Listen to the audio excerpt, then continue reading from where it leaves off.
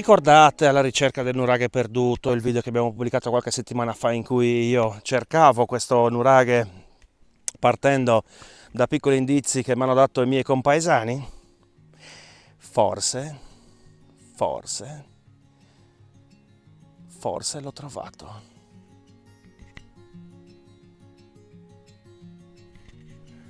Ma partiamo dall'inizio. Buongiorno amici di Archeosarrabus, oggi continuerò la ricerca del nuraghe perduto. Non so se avete visto il video che abbiamo pubblicato qualche settimana fa, in cui andavo alla ricerca di un fantomatico nuraghe che mi era stato indicato a grandi linee, non avevo la posizione esatta. Oggi cambierò però versante. L'altra volta ho cercato da questo lato.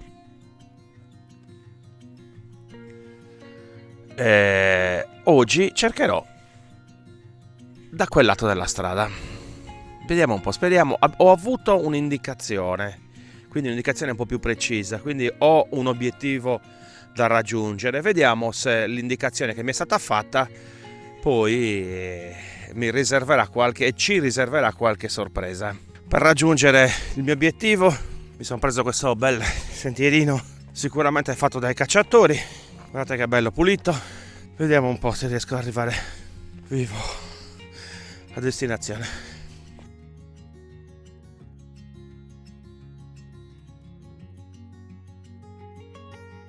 Se ci sarà il nuraghe, sicuramente sarà costruito con questa pietra che dovrebbe essere uno scisto.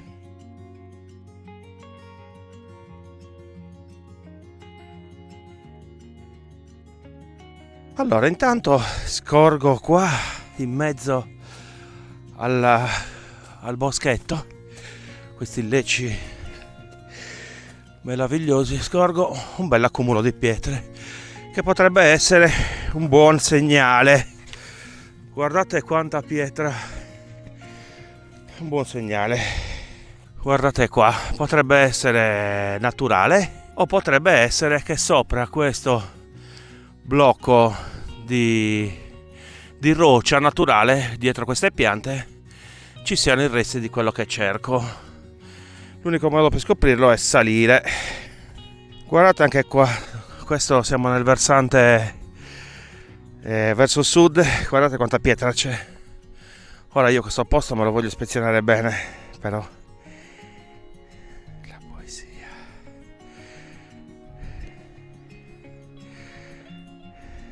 Sì, ora io sto cercando una prova, sono salito sopra, ho circunnavigato questo roccione, sto cercando una prova concreta, no, dell'uso da parte dell'uomo di queste creste. Potrebbe essere questa, potrebbe essere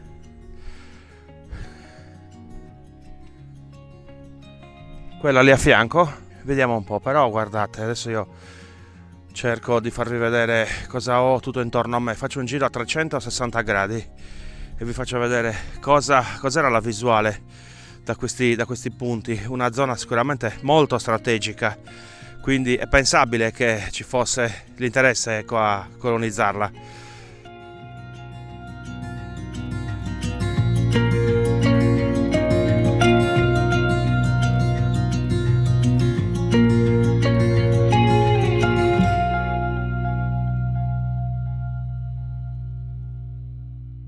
Allora, ancora tanta pietra, però di concreto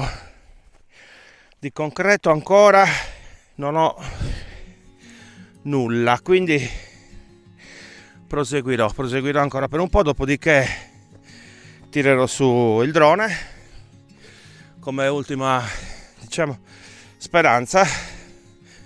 Manderò il drone per vedere se dall'alto magari si vede qualcosa che da terra sfugge, perché comunque c'è una buona vegetazione, le piante sono abbastanza alte e quindi molte cose magari potrebbero sfuggirmi all'occhio. Io proseguo in questo sentierino, ci sono poi, come vedete, diverse cime, diverse punte, questi blocchi di pietra che affiorano dal terreno, e quindi ognuna potrebbe essere interessante. Vediamo un po'. Vedete, queste sono le cose che io adoro, che io amo. Queste. Cioè, guardate che meraviglia. È gigantesca.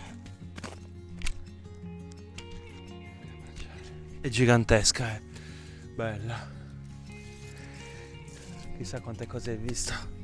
Ah, se potessero parlare. Bello, quindi intanto si trova in una zona che è stata anche questa vittima di incendi, vittima del lavoro dei carbonai, anche se loro svolgevano comunque una funzione utile per la società e sicuramente nello svolgere il loro lavoro avevano un'etica nel taglio degli alberi, perché anche per loro disboscare in maniera indiscriminata poteva essere controproducente, quindi credo che avessero, io me lo immagino così, un mestiere comunque che aveva bisogno di collaborare con la natura. Ok, sono arrivato alla cima successiva. Scusate un attimo. Questo mi pare artificioso. Questo qua, lo vedete? Pietre sovrapposte. Bene, mi verifico questo posto. Proseguo, io sto cercando un'altra traccia oltre a quella lì che ho visto, che mi dia almeno la conferma che comunque ci sia stata la mano dell'uomo. Poi da lì verificheremo se ci sono, diciamo, elementi per dare anche una lettura molto superficiale, perché come sapete, non avendo competenze, io non mi sbilancio mai in teorie di cui non posso dare certezza. Mi sono reso conto che più avanti c'era questo piano sopra quella cresta della collina, quindi sono voluto venire a vedere, magari trovo qualche piccolo coccio, qualche indizio che nella mia fantasia magari, siccome siamo a 2 passi lì da quel cucuzzolo, magari potesse esserci qua un piccolo insediamento, qualche capannetta che serviva per dare riposo alle persone che sfruttavano quel eventuale nuraghe. Quindi un po' sto cercando di ricostruire anche tutta la dinamica di chi eventualmente viveva qua, no? Perché siamo anche lontani comunque dagli altri centri, quindi un po' di autonomia dovevano averla. Io adesso vi faccio un giretto qua e vedo se trovo qualcosa.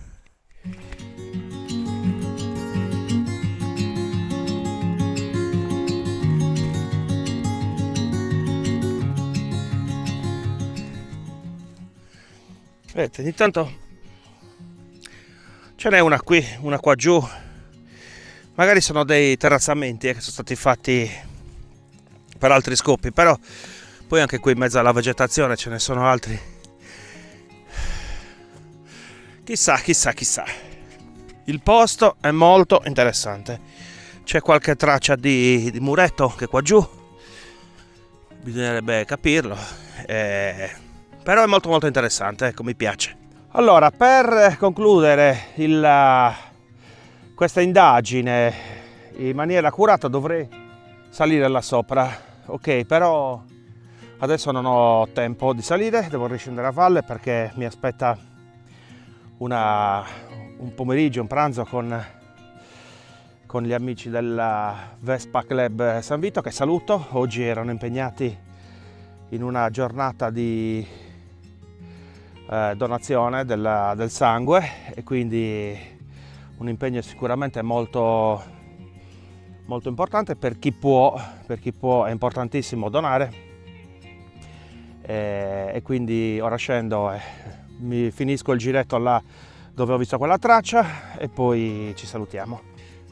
Mi immagino, ogni volta che vengo mi immagino i nostri avi percorrere questi sentieri, no? Sulle creste di queste colline per raggiungere, diciamo, postazioni di lavoro, le torri di guardia e contemplare questo paesaggio straordinario che è il Sarrabus. Ora faremo una piccola analisi di quello che c'è, piccolissima, e dopodiché rientrerò a casa. L'avrò trovato questo benedetto nuraghe scomparso che mi avevano segnalato, chissà, potrebbe essere, così come non potrebbe essere.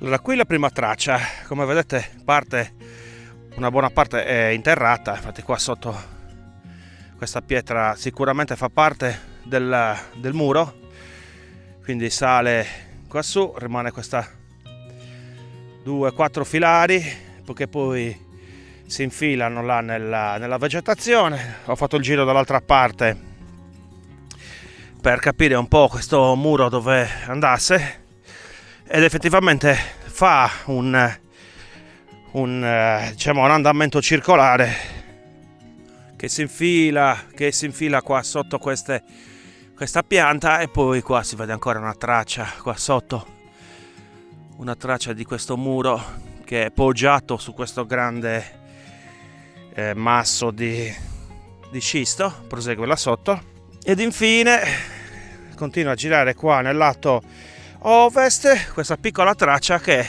scompare anch'essa su questo ammasso di scisto naturale. Ma se una rondine non fa primavera e una traccia di muro, seppur circolare sul cucuzzolo di una collina, non fa un nuraghe, è anche vero che aggiungendo un elemento a questa equazione, che adesso vi farò vedere, potremmo capire meglio se il nostro mistero è stato svelato. Guardate qua, un pezzo di argilla, di terracotta, che poi è mischiato con delle pietre anche grandi, quindi questo grumo chissà cosa rappresenta, però ecco, questo grumo di terracotta dimostra che qua sicuramente c'è stato uno sfruttamento, un utilizzo da parte dell'uomo. Bene, vi lascio, sono mediamente soddisfatto. Secondo me ci sono gli elementi per poter ipotizzare che qua, ma non pensiamo a un nuraghe gigante, a una struttura, poteva essere anche semplicemente un monotorre, quindi una struttura di avvistamento, di difensiva, di colonizzazione del territorio. Quindi per me potrebbero esserci gli elementi, ma non lo posso dire con certezza, quindi io sono mediamente soddisfatto, me ne vado a casa abbastanza sereno e felice. Vi ringrazio sempre per il vostro sostegno, vi saluto e vi do appuntamento alla prossima. Non lo so, in comune di San Vito è tutto, ciao!